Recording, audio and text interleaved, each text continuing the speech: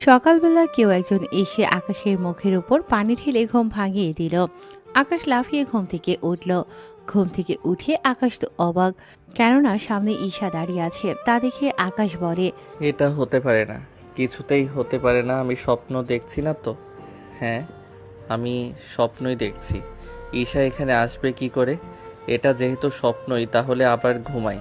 আকাশ আবারও ঘুমোতে যাবে, তখন ঈশা আবারও পানি ঢেলে দেয় মুখের উপরে। এবার আকাশ বুঝতে পারে এটা স্বপ্ন নয়।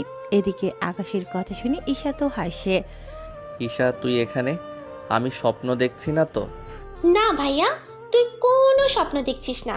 এখন চুপচাপ বিছানা থেকে উঠে ফ্রেশ হয়ে রেডি হয়ে নিচে নামবি।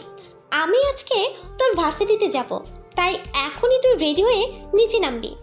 আমি কোন ক্লাসে পড়ি আর তুই কোন ক্লাসে পড়স? তুই মাস্টার্স করছিস আর আমি অনার্স দ্বিতীয় বর্ষ। তাতে কি? এখন উঠবি কিনা তাই বল। উঠছি। এদিকে আকাশ ফ্রেশ হয়ে নিচে নেমে আসে। নাস্তা করে ঈশা আকাশের সাথে বের হয়ে যায়। আপনারা এখন ভাবছেন ঈশাকে, তাই তো? চিন্তা করবেন না, গল্পের সাথে থাকুন, বুঝতে পারবেন। ওরা ভার্সিটিতে আসলে অনেক মেয়ে আকাশের গাড়ির সামনে আসে আকাশের সাথে কথা বলার জন্য, কিন্তু ঈশাকে দেখে ওরা চলে যায় ওখান থেকে। ভালোই তো মেয়ে পটিয়েছিস। আরে ওরা জাস্ট লাইন মারার জন্য এসেছে। চল তাহলে ভেতরে নিয়ে যা আমাকে। আকাশ ঈশাকে নিয়ে ভেতরে যায়, তখনই রনির ডাক। এই কথা বলাতে আকাশ রনির কাছে গিয়ে ওর মুখে একটা ঘুষি দেয়। এতে করে রনির মুখ থেকে রক্ত পড়তে থাকে।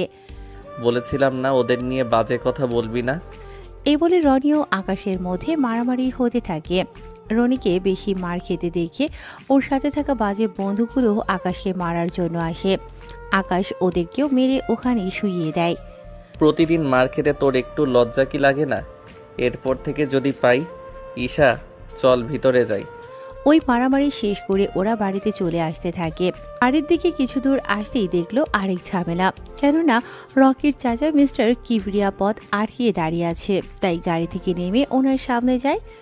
মিস্টার কিবরিয়া সাহেব, আপনার ভাতিজাকে সামলান, নয়তো এভাবে প্রতিনিয়ত মার খেতে খেতে একদিন না মরেই যাই। তোর সাহস দেখে আমি অবাক হয়ে যাই। আমি আন্ডারওয়ার্ল্ডের মাফিয়া, তার উপর রাজনীতিবিদ। তুই কিনা আমার সামনে আমার ছেলেকে মারার হুমকি দিস। এই, তোরা একে এখানে মার, যেমনটা ও আমার ছেলেকে মেরেছে। কিবরিয়ার লোক আকাশকে মারতে আসলে আকাশও ওদের মারতে থাকে। এতে করে আকাশ নিজেও কিছু মার খায়, কিন্তু ওদেরকে মেরে ওদের অবস্থা আকাশ পুরো খারাপ করে দিয়েছে। এখন হয়তো আপনারা ভাবছেন কে এই আকাশ, তাহলে একটু ধৈর্য ধরুন, সবকিছু বুঝতে পারবেন।